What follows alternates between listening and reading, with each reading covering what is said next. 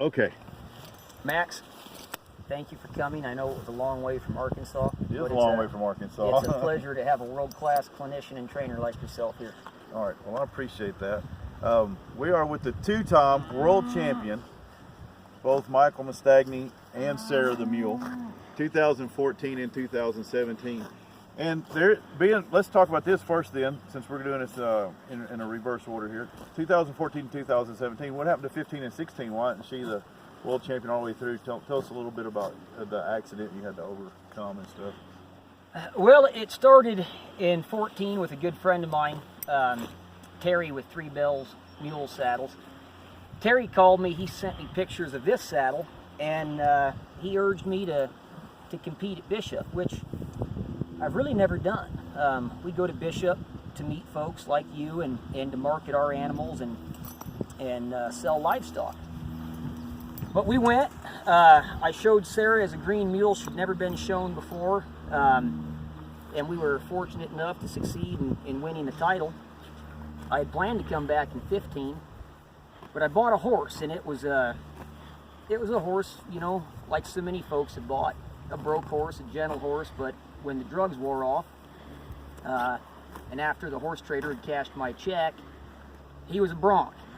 Anyway, he tried to buck me off, and he went down and he somersaulted, rolled over me, and broke my neck in 5 places. Nearly killed me. But I did go to Bishop in 2015. I had a C-collar on.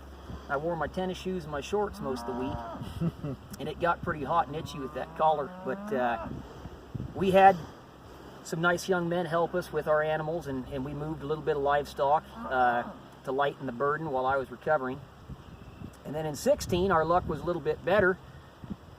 We were blessed with my first son. I've got 2 daughters, Annie and Madeline, and Michael is my 3rd child.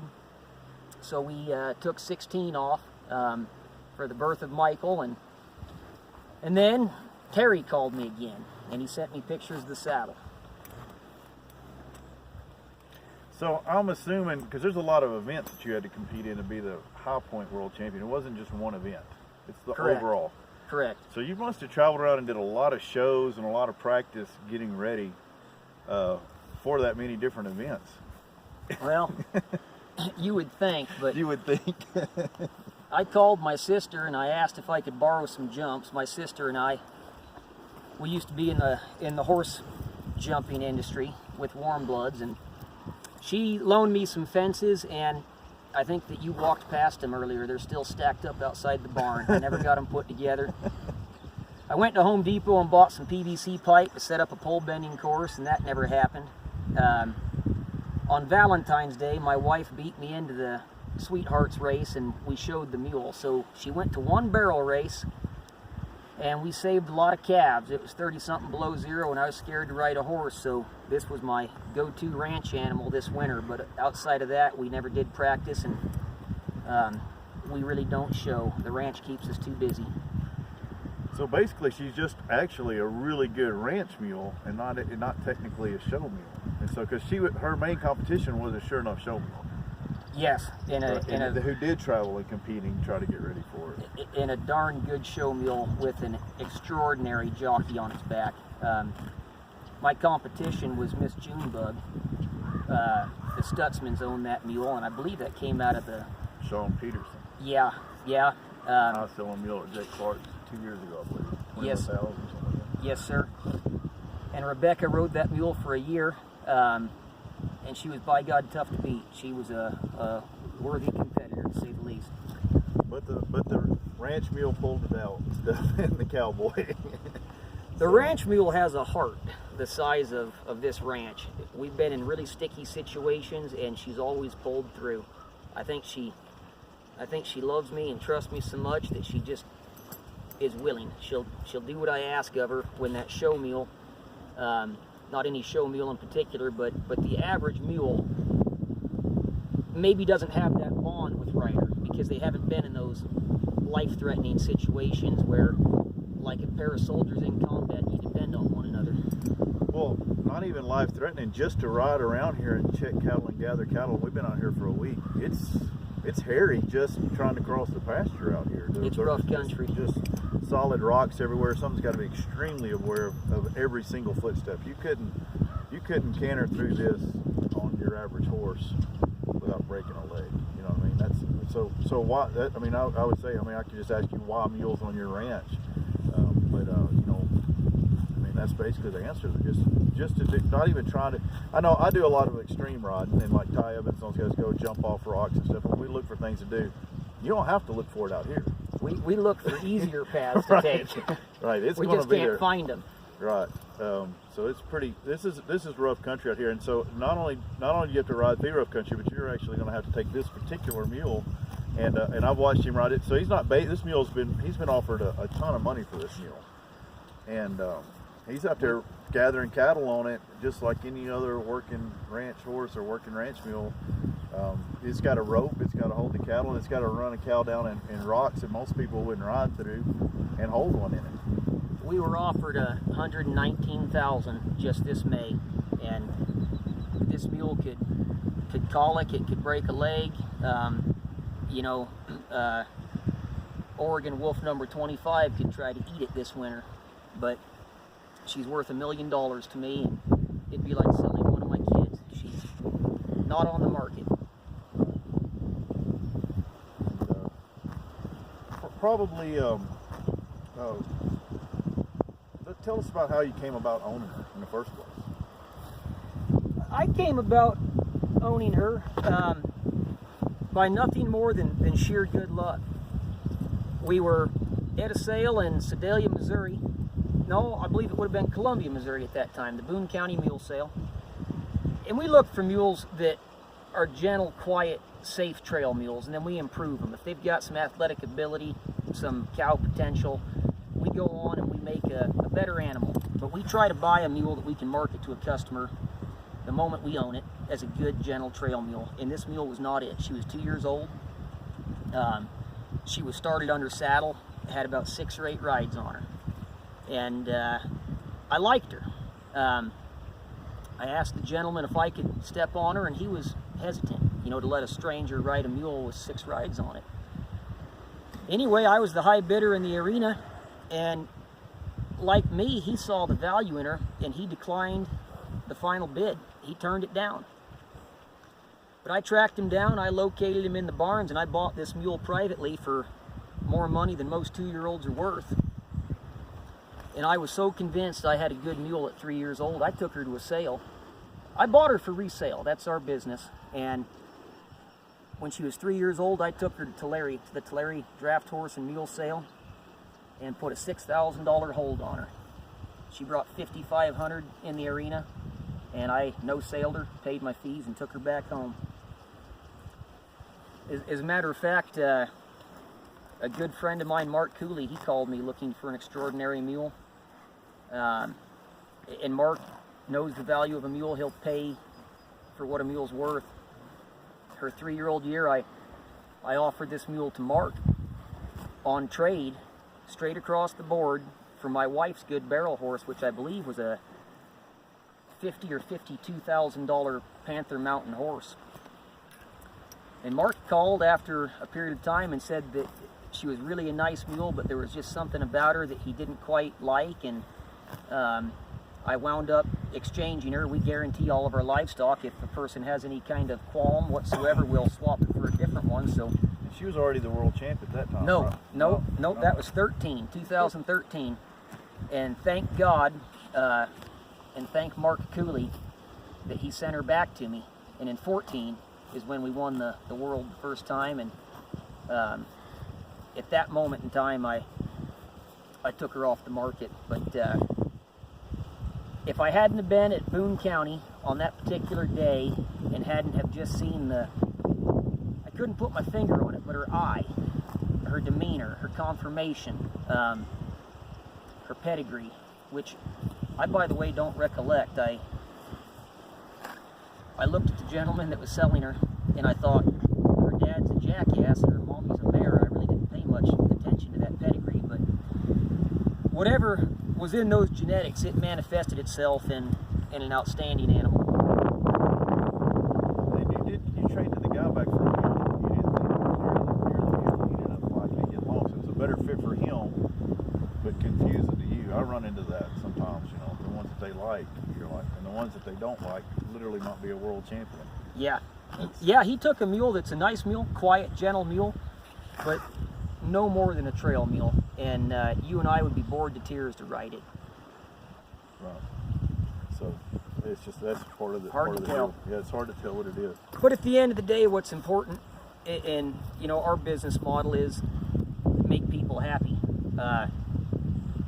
We're not quite as ridiculous as Nordstrom's is, but you know, you can't buy a kangaroo from the competitor and return it to me. I know you can take tire chains back to Nordstrom's, but we do bend over backwards within the realm of reasonable. Right. And you guys have horses and mules, so you guys do handle more. You do more with the mules. Your wife doing more with the horses, but all the geldings that we rode out here were just nice, good, big, stout using geldings too. So that's another thing. And we've seen a lot of blue roans, which is kind of one of my personal favorites. And we got to ride those down in California and meet John Lyons and had a big time. It's been a great ride out here. So today we still got a little bit of cow stuff to do. We're going to go down there and sort the cattle out and get them rounded up. And so tell us, you know, because you would think being the world champion and a 10,000 acre ranch and registered cattle running on there, everybody would be on like a high-powered cutting horse or something to go down there and sort. But we've actually got 5-year-old kids on ponies, but we're going to get it done. But yeah, we've got a 3-year-old on a donkey. Yep. A 5-year-old on a miniature pony, and we've got a customer here today. 2 customers, 2 ladies from California with 3 of their children, and I would guess that those kids are what, 8 to 12, somewhere in that ballpark. They want to try out a horse, so we're like, all right, let's try it out in a cattle drive. And so we'll have a menagerie of help. And we're going to be moving heifers, and you know how heifers are. But we've got to move those heifers to a new pasture, new feed, and then we've got a group of first calf heifers that are really, really well bred.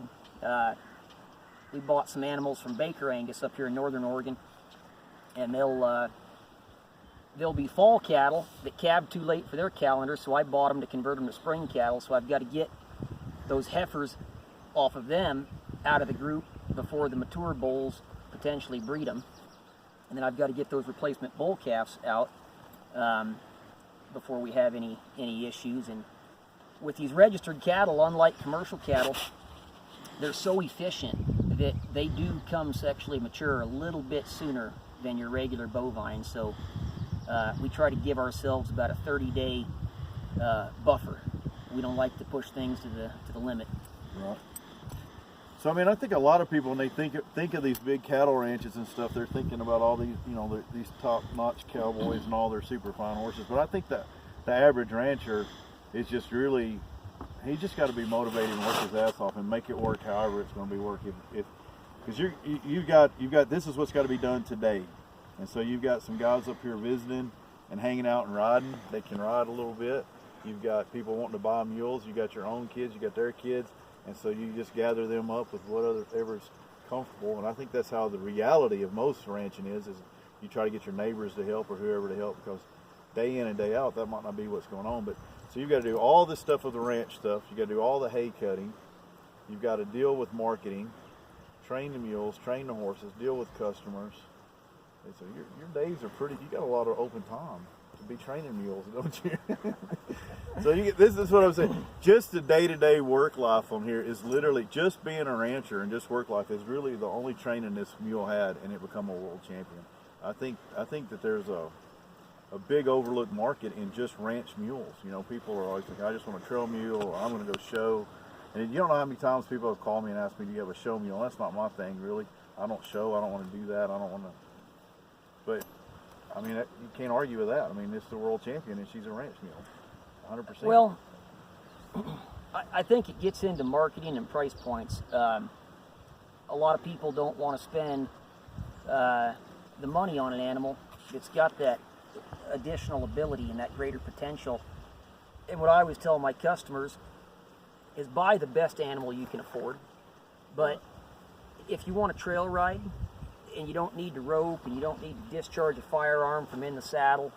You don't need to be able to get in a sticky situation dragging a bull in the trailer.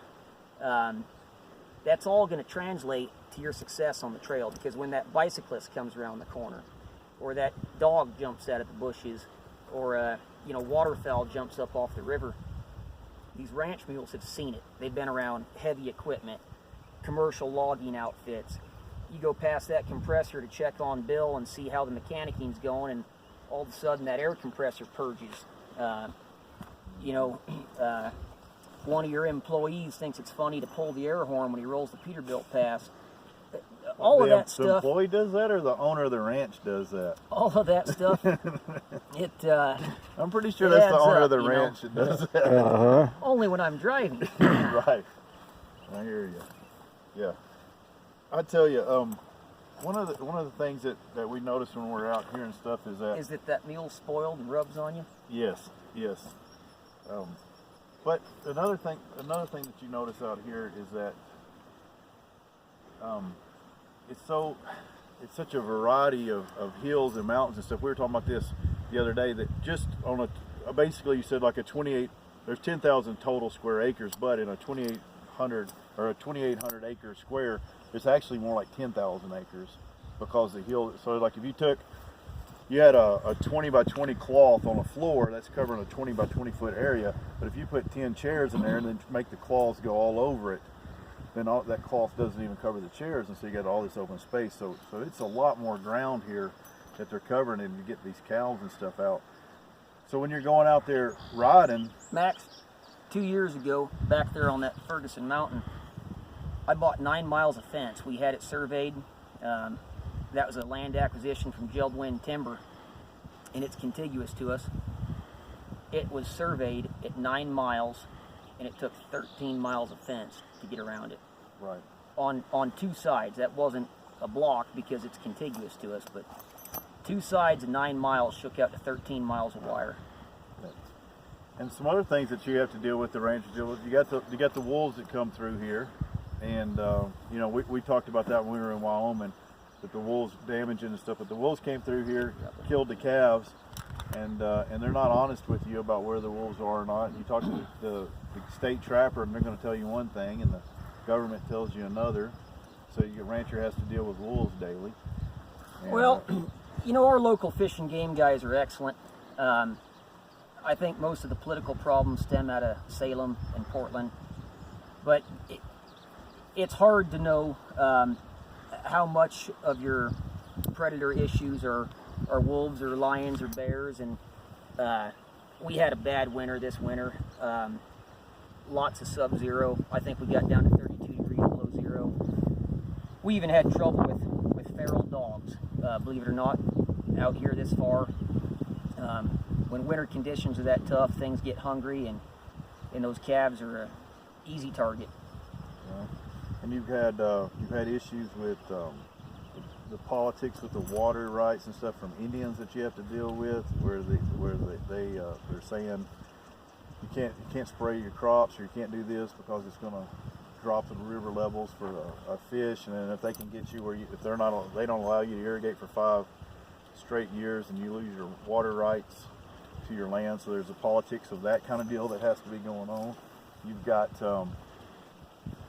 you've had people growing close to you or on your fence line and stuff, 500 plants that made the news, people drawing guns, so you had to have gunfights. I think the American rancher is the amount of stuff that you have to deal with just to survive and feed your family is very overlooked by the general population. At any given day, you may have to put a baby calf in your truck, get in a gunfight with Colombians. Well, they were Guatemalans, but whatever. It was a cartel grow, and those poor gentlemen that tended that crop, the cartel had their family held at hostage. Best we understand from what Oregon State Police's experience has been with cartel grows, but they didn't have any choice in the matter, or their wives and children to be murdered, and they're sent here to the States to raise illegal narcotics. But yeah, it gets harder every year. the business environment in this whole country, it's tough, and I hope that we get some intelligent people and leadership to fix things and make it easier for the rancher and the baker and the lady that drives the school bus and policemen and firefighters and all of them. But it's not easy. The only thing you can count on is fuel prices and minimum wage and parts and labor going up. The cattle market's volatile. The hay market's volatile. It's a tough industry. Now, I haven't talked to Michael about this, so it's kind of on the spot, so I don't know how he's going to answer this, but he'll just answer it how he's going to answer it. But if somebody had the ability to ride a mule pretty well and was pretty kind of handy, you know, efficient type person and stuff, because I know he's been very gracious and very welcoming to me and Don and stuff out here, and we've helped and been allowed to participate in all the ranch goings and stuff. But I would think that you would kind of, you know, somebody, you know, not somebody needs to teach something, but if, you know, somebody was a good hand riding a mule and either had their own stock or wanted to ride some of yours, then you would probably welcome some people to come out and do a little ranch work. Because, well, I know, like where I come from, it's cool to do it, because we don't, you know, most people, like when we do it, most times if we actually want to gather our cattle up to do something, we shake a food bucket or make the front end loader of the tractor. They all start coming down, and we put them in a big pen, and it's anytime we do it on horseback, it's for fun. It's not anything that's absolutely necessary. Out here, it would be almost impossible to gather your cows up on anything but a horse or a mule. Yeah. So the nostalgic of it is, so not saying he'll say yes or no, but if you guys are a good hand and just want to come out and see an absolutely gorgeous ranch and be a part of it, some of the best, probably one of the very few registered Black Angus show quality cattle that's run like an open range ranch probably in the world. I mean, I think most people run crossbred cattle on an operation like this, and this is show quality registered Black Angus is the only thing on You know, it's funny that you say that, because a young man down the road who's an outstanding horseman and a hell of a good cowboy, Jimmy Gallagher, he'd been after me for years as to why we have these registered cattle, but he's seen our yields and the growth on these animals, the calving ease. We don't pull calves, and he asked me, he said, why do you have registered cattle when you run them like a high desert cowboy outfit? And my answer to that is because they're more efficient, they're better cattle. It really does make sense, and they're hardy. And the animals that you raise on this ranch, you can see the difference in them versus one that you might buy and ship in. But they adapt. Even cattle we bought out of other outfits as we were building the herd, we're trying to get to about 600 head. I think that'll max out our natural resources, and we're at 250 right now. But we started with 30. I had 300 head of Coriantes, and when the Coriante market crashed in 2008, I took 300 head of Coriantes to market, and that was enough in 2009, enough money to buy 30 registered cows. So you can see the disparity in value. But these animals, they're low maintenance, they're good-footed, they travel this rocky ground. They'll get up on that burnt hillside and graze that rim rock, and you'll never pull a calf. Their yields are going to be higher than a commercial cow. To me, it's the only thing that makes sense. All right. Do you think anything else you want to tell everybody? No, I just thank you for the opportunity to visit with you. I hope you can come back soon, and it's been an absolute pleasure. It has been. And I learned a lot about ranching and stuff up in Oregon, because this is my first time out west as far as Oregon and stuff. Wyoming is about as far as we went. I went to Nevada, but we didn't work any ranches. As far as ranch goes, Wyoming, Colorado, New Mexico, that's about as far as we went.